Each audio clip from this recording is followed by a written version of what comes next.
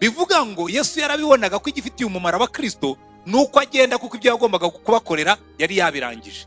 Ariko Umwuka Wera nataza bazaba bafite ibibazo.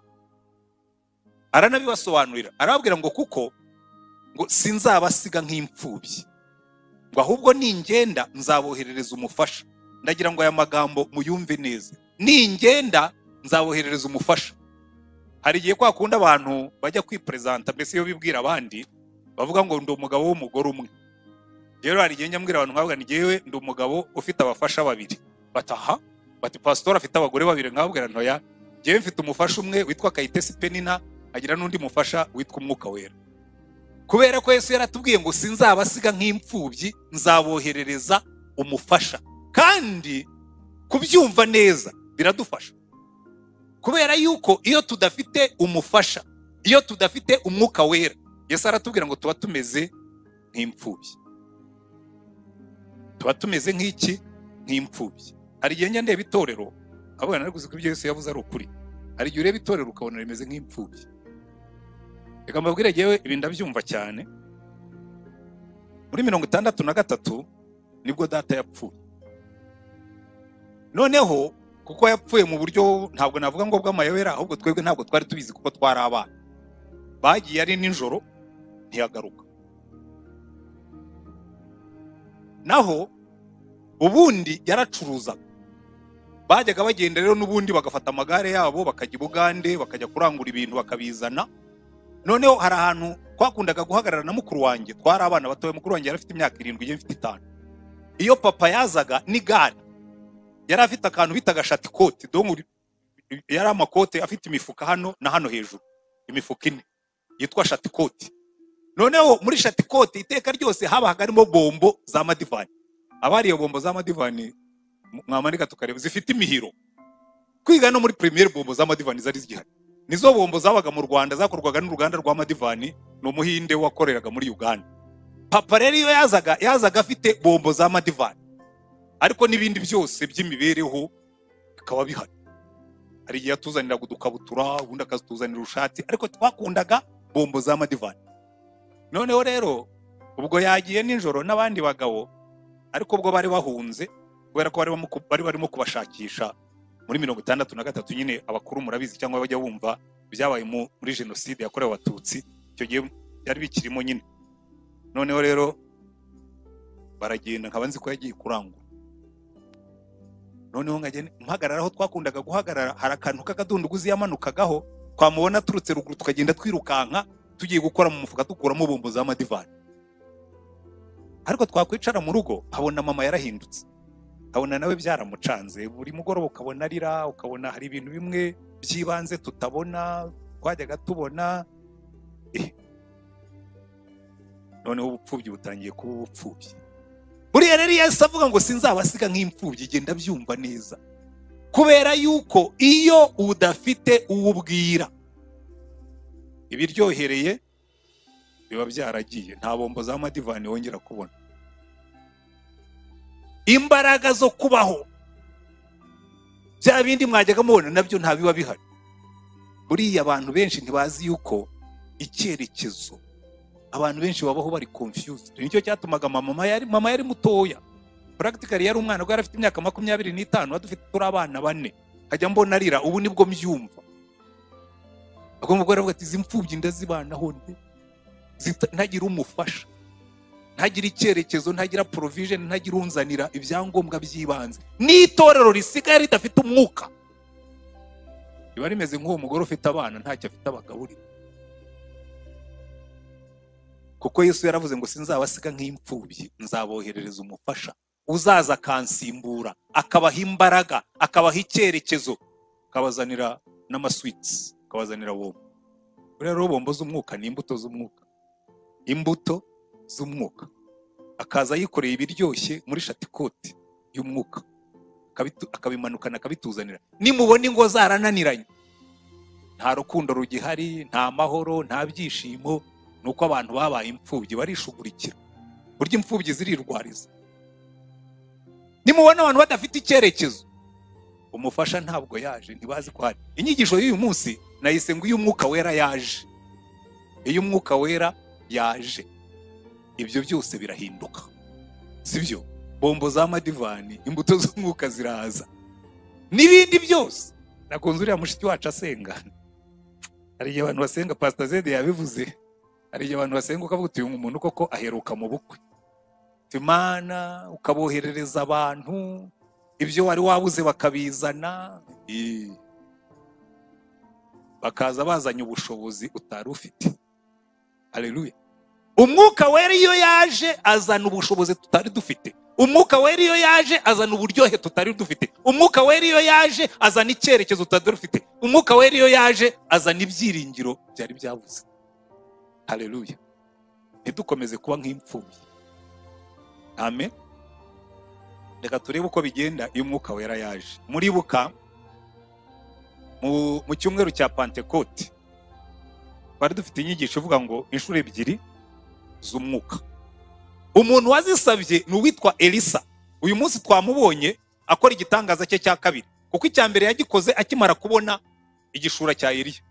Kuko igishura cya Eliya amaze kugifata, yarabanje arasenga aravuga ati Eliya kugiye, ari we wari ibyiringiro byacu, ari amagare n'amafarasi ya Isirayeli, imbaraga zose niwe wari uzifite, ibyiringiro byose niwe byavagaho, icyerekezo niwe wari umeze nka papa w'igihugu, none uragiye, turaba abandi. Hanyuma afata cya gishura, aragenda yegereye amazi yakubise acikamo kabiri, aravuga ati ubu ngubu nigiye ugiye kuba papa wabo. Igitangaza cya mbere yagikoze akimara gukorosinga, aragenda. Ariko icya kabiri aragenda ageze mu mudugudu, baraza aramubwira ati mva rero reba ukuntu uyu mudugudu ari mwiza, urebe ukuntu uyu mudugudu uri ahantu heza, ariko amazi yaho ni mabi, atera kurumbya, n'inka ziyanyoye ziraramburura. Ntabwo Elisa yarebye amazi ngo ayasengere, yaravuga ati ubwo ikibazo kiri ku isoko, reka dusubire ku isoko, aba ariho dukemurira ikibazo. Mushakire imperezo mushyire mu munyu. Bazana umunyu, aragenda ajya ku isoko, aravuga ngo ndavuze ngo aya mazi bihereye ku isoko ntazongera guhumanya, uzayavoma ntazongera kumutera mu nda, inka zizayanywa ntizongera kuramburura, ubutaka buzayakira ntibuzongera kurumbya. Byose birarangiye. Abavana mu kintu cyitwa dependency, guhora ujya gushakisha amazi, aravuga ngo aya mazi noneho aratunganye. Haleluya. Kuko umwuka yari yaje, inshuro ebyiri z'umwuka. Buriya abantu bazamenya ko umwuka yaje ibyari byarananiranye nibabona bitangiye gutungana. Kandi ikintu kitwica, twibwira ko umwuka Wera ari wo mu rusengero, hahandi aho dutigita tukavuga mu ndimi. Dutangira icyumweru cya Pentecote, narasenze ndavuga uyu munsi ngiye kwirekura, hanyuma abantu bamenye ko nanjye njya mvuga mu ndimi. Noneho dutashye umuntu arambwira ngo pastor ngo uyu munsi wuzuye umwuka, ni nawo wuzuye kera, nuko ntajyaga mvuga mu ndimi kuri mikrofone. Noneho hari umwana w'umukobwa yikubise hasi hariya hirya, ariko yari yibereye mu mwuka, nyine yarimo kwinjoyinga ibyamanutse. Abantu baraza baramwegera bajya kumukuramo amadayimoni, arambwira ati ko abantu bansagariye, ndamubwira nti baguhemukiye bakore kukinjoyinga umwuka. Hari igihe abantu kubera ko batamenyereye ko umwuka aza, iyo aje bibwira ngo ni amadayimoni, bakabyitiranya. Kubera ko twaratuje, twaramenyereye, turishugurikira, tubaho umwuka adahari, ntitunamenye ko adahari. Ya ndirimbo mwaririmbye muzakomeze muyimareho nk'amezi kugeza igihe bizahinduka ukuri. Abantu benshi ukuye umwuka mu itorero ntibanamenya ko adahari. Abantu bamenyereye kwishugurikira. Pastor aricara akishugurikira, agakora uko abyumva, abakristo bakishugurikira bakabikora uko babyumva, acidikona akishugurikira, ngira ngo niho bigarukira hejuru ho bashobora kuba bamufite, kuko sindagerayo. Cyo nzi nuko kuva hasi kugeza kuri acidikoni haracyari ibibazo, kuko ibindi byose narabibaye, aho niho ngarukiye. Genda bizi ko hari ibibazo, ko nanjye hari igihe nicara nkabona ko Mana hari ibintu ndambiwe, ungiriye neza byahinduka. Elisa yahumanuye amazi, yateraga kurumbya. Ushaka kuzabona ibintu by'uburumi byo kurumbya, ibintu by'ubugumba bwo mu buryo bw'umwuka no mu mubiri n'ahandi hose, Imana ivuga ngo ibintu by'ubugumba mbivanyeho. Nta ngumba zo mu mubiri, nta ngumba zo mu mwuka, nta ngumba zo mu bwenge, nta ngumba zo mu mibereho, iby'ubugumba tubikuyeho kubera ko umwuka yaje. Sinzi niba mubyumva ariko ndaje mbibasobanurire nitugera kuri Petero. Haleluya. Petero rero ku munsi wa Pentekote yuzuye umwuka. Ariko munamutekereza Petero wari umunyabwoba kuruta abantu bose n'abagenzi be. Bifungiranye mu cyumba cyo hejuru, umwuka amanutse, birara mu mihanda bavuga mu ndimi, babwiriza abantu bari bahari. Hanyuma Petero aravuga ati kandi mwese uyu munsi ashaka ko mwihana mukakira Yesu mugahabwa namwe izi impano z'umwuka wera. 3,000 birakizwa ngo biyongera kuri bo. Noneho icyumweru gikurikiye cyangwa isabato ikurikiyeho yizamukira na Yohana bisanzwe bagiye ku rusengero. Hari ahantu rero binjiriraga hari irembo ryitwaga ryiza, ngo hari umuntu umugaye, nibyo badusomeye mwageze mu gice cya 2, ngo hari umuntu umugaye, ngo buri gihe baramuzanaga bakamusiga aho ngaho, ngo hariho umuntu wavutse aremaye ibirenge, yarahekwaga. Mpamvu nahoze mbabwira ntabwo tuzongera guheka abantu. Yarahekwaga, ntabwo tumugaye ibirenge, nitumugaye amaboko, ntabwo tugomba guhekwa. Yarahekwaga akagaburirwa ko yararemaye, agashyirwa ku irembo ry'urusengero ryitwa ryiza kugira ngo asabirize abinjira mu rusengero. Bawe aha hantu Afurika yahicaye igihe kirekire, aha hantu itorero rihicaye igihe kirekire. Umuntu ajya kubaka urusengero atijya kwicara ku irembo ryiza muri Amerika urebe ko amanukana y'amafaranga. Uzi kwicara ku irembo ryiza agasabiriza amafaranga niwe dukomera amashyi, kuko twararemaye, turagaburirwa, turatungwa. Ngamubwira ikintu nshimira abakristo biremera, nukuri urusengero tugiye kurwuzuza nta muzungu uzanyeho amafaranga tuyamusabye. Hari umuzungu umwe cyangwa babiri batanze amafaranga aribo babyibwirije, ntayo twabasabye. Ariko niturwuzuza tuzavuga ngo birashoboka kwiyubakira urusengero rwiza tuticaye ku irembo ryiza ry'Iburayi cyangwa muri Amerika. Ntabwo ari ubwirasi, ahubwo no kwiga kugenda n'amaguru yacu. Ariko rero n'abakristo bo mwambwira ati rwose pastor wagiye gushaka abazungu, mwabwira reka twe kwicara ku irembo ryiza ryo gusabiriza. Nkunda perezida wacu ko ntajya avuga ngo ubundi kuki tugomba gutungwa n'imisoro y'abandi baturage b'ibindi bihugu, kuki tutakwitunga. Buriya bivuze numva avuga yes, kuki tugomba guhara duhekwa bakadusiga ku irembo ryiza tugatega akaganza. Umuzungu ubonye, muzungu mpa agafaranga, muzungu mpa agafaranga, muzungu mpa agafaranga. Ku irembo ryiza agira ate? Asabiriza mu rusengero. Bamushyiraga ku irembo ryiza ko niho hacaga abantu benshi kugira ngo atere impuhwe. Birababaje cyane kuko abantu benshi baramugaye, barahekwa, kuko twamenyereje kugira gute? Guhabwa. Imbaraga z'umwuka ntabwo zaje ngo biheke, ngo bigendeshe, ngo bikorere, bikoreshe. Umuntu araza afite ibibazo byamugoye, byamuhanyoje, maze mu mpeke. Ugiye mu masengesho mu mpeke, tukagenda tukamusabira, tukamuheka. Kuki bagomba kuguheka bakagusiga ku irembo ryiza ryitwa ryiza? Wakwigendesheje, wakwisengeye, wakwitegerereje Imana.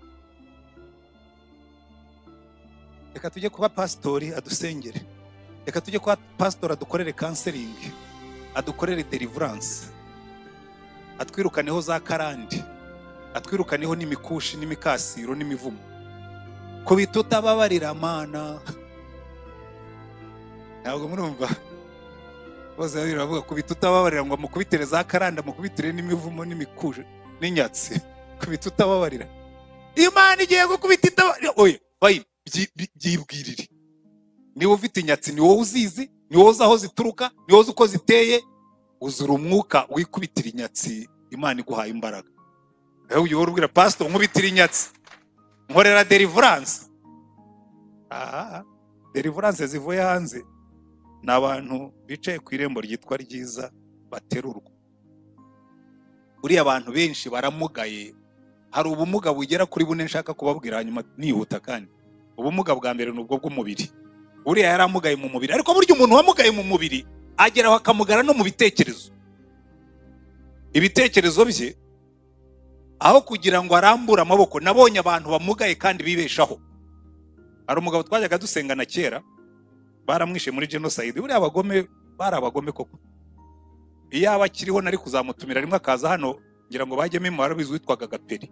Gaperi yagenderaga hasi, nta n'amaguru yari afite, koga hasi. Ariko iyo twajyaga mu giterane, Gaperi yari umurokore clean, yambaraga ikabutura ye kuko ntabwo yari kwambara ipantaro, afite utuguru tumwe tw'uduhirivi tugarukira, akambara ishati nziza y'igitare Gaperi, koga hasi n'udukama mbiri, akicara mu bandi bagabo utwo tuguru akicara akavuga. Gaperi rwose ukabona nta complex, akavuga ati genda umwana w'Imana, siniremye kuba naravutse mugaye, si cyo kibazo. Gaperi rero yigeze kuduha ubuhamya ko arafite umugore mwiza. Umugore wa Gaperi yari mwiza. Barahimutse abantu bakoze genocide yakorewe abatutsi, ko nari kuzamutumira akazana n'umugore wari ko barabishe muri genocide. Agiye gusaba uwo mugore, Imana yaramubwiye ngo uriya niwe mugore wawe. Ubwo buhamya yigeze kubuduha, amarira araza, twari tukira abaseribateri. Byanteyemo n'imbaraga, niba Gaperi yarabonye umugore mwiza nk'uri, nanjye for sure. Ibyo kugira complexe ngo ndi umwarimu, ngo nta muntu w'umukobwa mwiza wakunda umwarimu, niba barakunze Gaperi umukobwa usa kuriye, nanjye buriya reka nirememo ibyiringiro. Aratubwira ati jewe Imana yarambwiye ngo uriya mukobwa niwe nakugeneye uzakubera umufasha. Ati nditunganya, ngenda mpinda umushitsi mbiri cyuya, ndagenda ndamubwira. Ati namubwira ngo va mwene data, uranzi turaririmbana muri korali, ariko ubundi sinakagutinyutse. Urambona imibereho yanjye n'utu tuguru twanjye, nuko koga hasi umukobwa nkawe w'igishongore, ntabwo akwiranye n'umugabo nkanjye rwose, numpakanira sinzakuveba. Ariko Imana yambwiye ngo niwe mufasha yangeneye. Urumva uko Imana yacu ikora. Umukobwa aramubwira ati nzabisengera nyine aba bashiki bacu niko iteka ryose basubiza. Niyo yaguhakaniye arabanza akabishyira mu mwuka, akaguheka. Noneho nimugoroba mama waje aramubwira ati rero mama, ati ngiye kukubwira ikintu gikomeye. Undi ati mbwira mwana wanjye. Atuzi ko uyu munsi Gaperi yaje kundambagiza.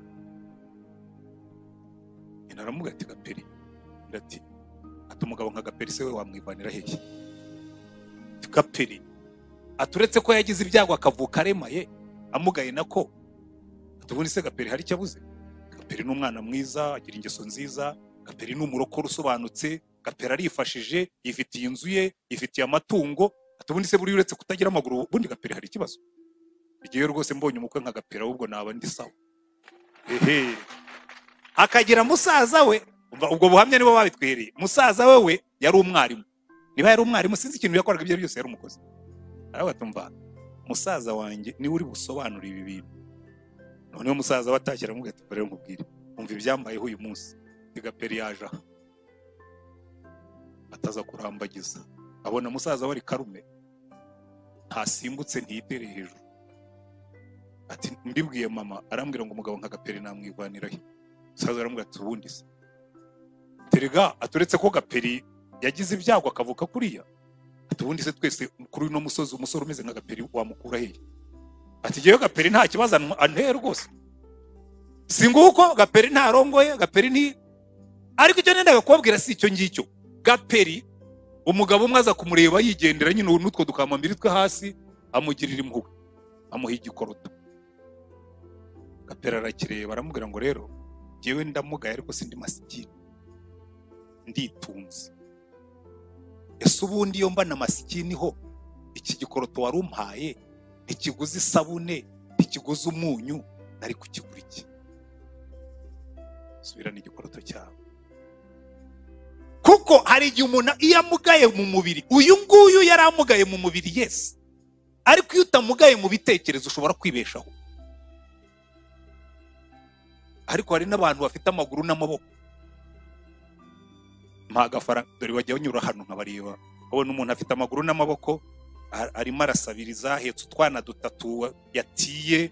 Rega bamwe burya baranabatira kugira ngo azatere imbabazi. Nigeze kumuha amafaranga anambeshya ngo atashye iwabo, ngeze hariya kuri station nsanga arahari, ntiyanamenye ko ari gihe wamuhaye amafaranga. Araza ariko nashakaga gutaha iwacu, none n'aba bana ndashaka tike, ndamureba nti madamu, wowe iyo utanavugishije ukuri nibura ntugira n'ubwonko bwibuka, sigiye umaze kuguha amafaranga 5,000 hariya hepfo. Ntabwo yongeye kumvugisha, nta nubwo yansezeyeho, yagiye aramugaye mu mutwe, mu mitekerereze. Dufite abantu benshi bameze nk'uyu, bahora bicaye ku irembo ryitwa ryiza, bategeraho abantu banyura, bategeraho abantu bari benshi mu buryo bumwe cyangwa ubundi, kuko baramugaye. Baramugara abakobwa nk'abo, akumva ko azabeshwaho n'itako rye. Afite amaguru, afite amaboko, afite umutwe, yashoboraga gukora, ntiyiga, amanota yashaka yagiye gusambana n'abarimu, ntakora, amafaranga yabonera uko asambanye. Arabajya bareba papa sava. Umukobwa yaricaye arimo kuratira abandi ati buriya giyewe inzu yishyurwa n'uyu, guhaha byishyurwa n'uyu. Yarabarondoye, bari bageze kuri 4. Dore rero ikintu cyiza, yuzuye n'umuhungu, aramutwagiye kwereka abagenzi be nyine fiance. Bageze yatangiye guhora ati umwana wawe Eric, umwana wawe umwe yari yarumwubakiye inzu, undi yaramuhaye izo kubamo, undi atanga school fees z'umwana utari uwawe. Ure araremaye mu myumvire n'imitekerereze. Dufite abantu benshi bicaye ku irembo ryitwa ryiza, baremaye kuko umwuka ntiyari. Ariko umunsi Petero yaje yuzuye umwuka, araza aramureba, aramwitegereza, aramubwira ati hindukira undebe ntumbira. Petero aramutumbira, n'undi aramutumbira, ngo amufata ukuboko. Kuko Petero yakojeje ikiganza mu mufuka, asanga guhora muha ibisubizo bitarangiza ikibazo. Twahaye abantu ibisubizo bitarangiza ikibazo. Aho kwigisha abantu kwisengera, turabasengera. Aho kwigisha abantu gukora, turabafasha. Tubaha ibisubizo bitarangiza ikibazo. Ariko iyo Yesu aje, arabwira ngo yewe singiye gusubiza ikibazo mpereye aho kirangirira, ndahera ku isoko. Elisa arazamuka ajya ku isoko, anagamo umunyu, aravuga ngo ibi byose guhera aho bitangira kugeza aho birangirira nibihinduke. Haleluya. Petero araza aramureba ati singiye kuguha handouts, singiye kuguha igisubizo kitarangiza ikibazo.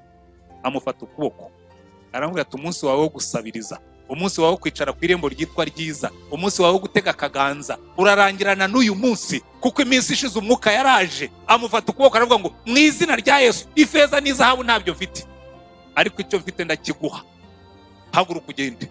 Undi arahaguruka, yumva amaguru arakomeye, yumva n'ubwombambari burakomeye, yiterera hejuru ngo atangira guhimbaza Imana. Abantu bose bamubonye baratangara. Haleluya.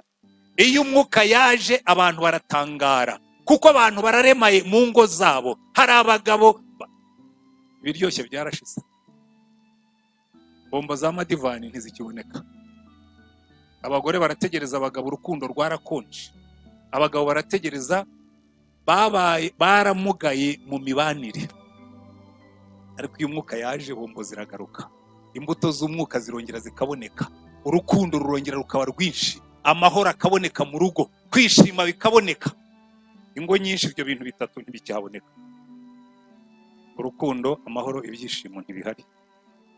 Mu mibanire yabo kwihanganirana ntibigihari. Ubu uravugana n'umuntu ati ndasaba divorce, uravugana n'umuntu ati ndimukira mu kindi cyumba, kuko bombo zarashize. Bombo zarashize, imbuto z'umwuka zarumye, abantu baramugaye mu mibanire. Ariko uyu munsi ndenda kubabwira ngo reka byose bihinduke, kuko Yesu yarazamutse asuka umwuka. Ariko ikintu cyabyishe ntitwigeze tubibabwira ngo tubitindeho, tubatere mu mwete wo kubishakisha. Ahubwo twarabateruye tubicaza ku irembo ryitwa ryiza. Pastor arabasengesha mu bintu bifite gahunda, bifite umurongo. Arabwiriza ubutumwa bumeshe, bubasetsa, bubakirigita, ariko butabahindura. Ku irembo ryitwa ryiza, muhamugariye, mumugariye mu mibereho yanyu, mumugariye mu mibanire yanyu, mumugariye mu buryo bwo kubana n'Imana. Pastor azadusengera. Iyo pastor atagiye gusura abantu ntibaba basuwe, ahubwo pastor niwe waye kamara. Ntabwo ndi Imana, ndi umwana wayo. Nanjye nkeneye guhebwa, ariko simugaye. Kwarabaremaye, kwabatwaye nabi. Muricara ariko buriya paruwase yatugaburiye. Oya, nimuhaguruke mukore, muhaguruke mugende, abazabibona bazamenya ko dufite Imana. Petero yahagurukije umuntu uremaye ngo abantu babibonye baratangara. Buriya mbibabwira ntabwo bafite. Nitwuzuza urusengero tukajya tubwira abantu ngo rwujujwe n'abanyaremera, hazavamo iki? Bazatangara, bavuge ngo hari ahantu hari izindi mbaraga, hari ahantu hari Imana. Abantu ntibazabona urugo rwawe rumeze neza, umugabo n'umugore mukundana, amahoro yaraje, urukundo rwaragarutse, ibyishimo bihari. Umuntu yarambwiye ngo nubona umugabo n'umugore bagenda baseka mu modoka i Kigali, ngo azaba atari umugore wanjye, tugenda duseka kuko umwuka yaraje. Byo kugenda muhekenya amenyo mukambije agahanga, umwuka bataraza. Iyo umwuka yaje, iminkanyari irambura akakubwira ngo madame, reka bazabona iminkanyari yo gusaza, ariko we kubona uhekenya amenyo. Kuko urukundo n'amahoro n'ibyishimo ni bombo z'umwuka. Haleluya, imbuto z'umwuka mu mibanire yacu. Akabwira ngo ya dore uko bigenda, ni ukwihanganirana, ni ingeso nziza, ni ukugira neza, ni ukugwa neza. Bombo z'umwuka. Hanyuma mu mikorere yacu y'akazi ni ugukiranuka no kwirinda. Ahasigaye abantu batubonye bakavuga ngo ariko bari abantu babigenje bati, bakamenya ko umwuka yaje.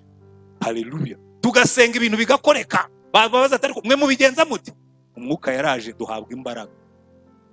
Umwuka wera iyo yaje nuko bimera. Kandi muzitegereze abantu bose Imana yakoresheje uko byagenda. Iyo umwuka wera yaje, abambere babimenya nabo hanze. Ariko bari abantu kuki tubona bakundana, bari abantu kuki tubona bakora imirimo idasanzwe, bari abantu kuki tubona bafite imbaraga, bari abantu kuki tubona iyo hagiye wumva hari ikintu gihari? Hari umwuka. Umwuka wera naza bazabimenya kandi bazaza gushima Imana. Aba bantu bose ngo baramubonye baratangara. Biganangirize kuri iyi nkuru hanyuma dusenge. Hari igihe naganiraga n'umusenyeri umwe w'abagatolika, arambwira ati je iyo nanga urusaku rwanyu, nanga urusaku rw'abaporoso, mugira urusaku, mwarangiza mukabeshya ngo mwamuzuye umwuka. Biriya ni urusaku. Bishop rwose musenyeri ati no, ati ngiye kukubwira ikintu kiri bukwemeza. Ati itegereze ba Petero kuva buzuye umwuka. Ati Yerusalemu yose icyo yakoraga no kugira gute no kubatangarira. Bahagurukije umuntu umugaye, Yerusalemu iratangara.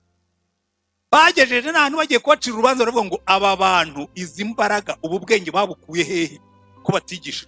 Ngo bibuka ko babanaga na Yesu, baratangara. Ngo none nshakira ikintu mwakoze gishobora kudutangaza. Numva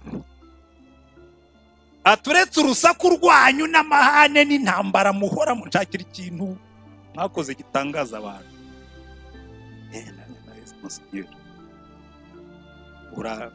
Uransmace, urandangije, urampejeje pe, ndatsinzwe ndarambaraye.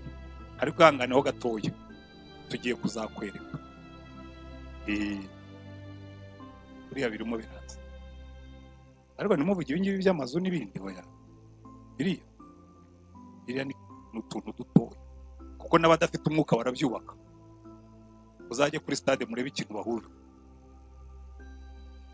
Mwarakibonye? Buriya urusengero rwacu rungana nacyo. Ubwo rero ntabwo waratira abantu ngo twujuje urusengero, kuko kiriya n'abadafite umwuka baracyuzuza. Ahubwo ni mureke dukora ibintu bidasanzwe. Ashobora kubaka biriya ariko ubuzima bwe bukamunanira pe. Basanga yubatse igistade na kiriya aracyuzuza, ni engineer uhambaye, yaragishushanyije arangira cyubakisha, ariko kubana n'umugore byanze. Ntabwo mvuga kubakisha hariya byanze kuko sinanamuzi, ni urugero ntanga gusa. Ariko reka mbereke umunsi bazabona dusobanutse, ubuzima bwawe ukagenda ufite umurongo.